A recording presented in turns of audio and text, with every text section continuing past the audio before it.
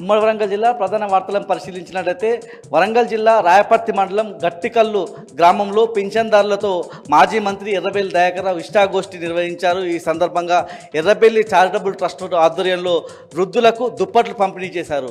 CM Revanth Reddy 4,000 రూపాయల pension ఇస్తారని మోసం చేశారని ఈ సందర్భంగా వృద్ధులంతా కూడా ఎర్రబెల్లి దయాకర్రావు చెప్పుకొని బాధపడ్డ పరిస్థితి కనిపిస్తూ ఉంది. అన్ని వర్గాలను కూడా సీఎం రేవంత్ రెడ్డి మోసం చేశారని ఈ సందర్భంగా ఎర్రబెల్లి దయాకర్రావు విమర్శించారు.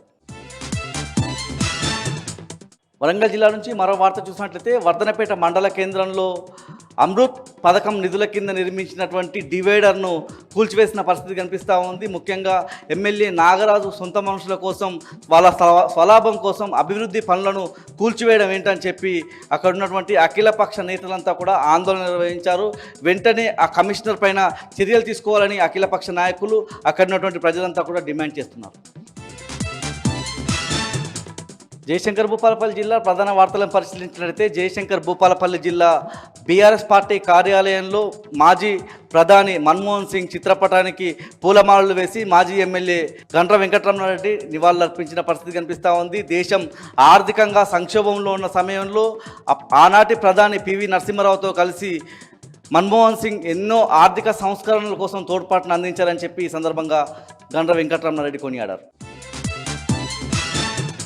జయశంకర్ భూపాలపల్లి జిల్లా నుంచి మరో వార్త చూసినట్లయితే భూపాలపల్లి జిల్లా కేంద్రంలో ఉన్నటువంటి మంజూర్ నగర్లో శ్రీ వెంకటేశ్వర స్వామి ఆలయాన్ని మాజీ ఎమ్మెల్యే గండ్ర వెంకటరమణారెడ్డి దంపతులు దాతలుగా ఉండి నిర్మించిన పరిస్థితి కనిపిస్తూ ఉంది. ఈ ఆలయాన్ని దేవాదాయ శాఖ స్వాధీనం చేసుకునే పరిస్థితి కూడా కనిపిస్తుంది. ఇదే క్రమంలో ఆలయాన్ని అభివృద్ధి చేయాలని చెప్పి దేవాదాయ శాఖ కావచ్చు, ఇటు రాష్ట్ర మంత్రులకు సంబంధించి ఇటు శ్రీధర్ బాబు అదేవిధంగా కొండా సురేఖలను ఆయన కోరిన పరిస్థితి కనిపిస్తూ ఉంది. ముఖ్యంగా ఆలయ అభివృద్ధికి సహకరించాలని వాళ్ళందరినీ కూడా ఆయన విజ్ఞప్తి చేసిన పరిస్థితి కనిపిస్తూ ఉంది.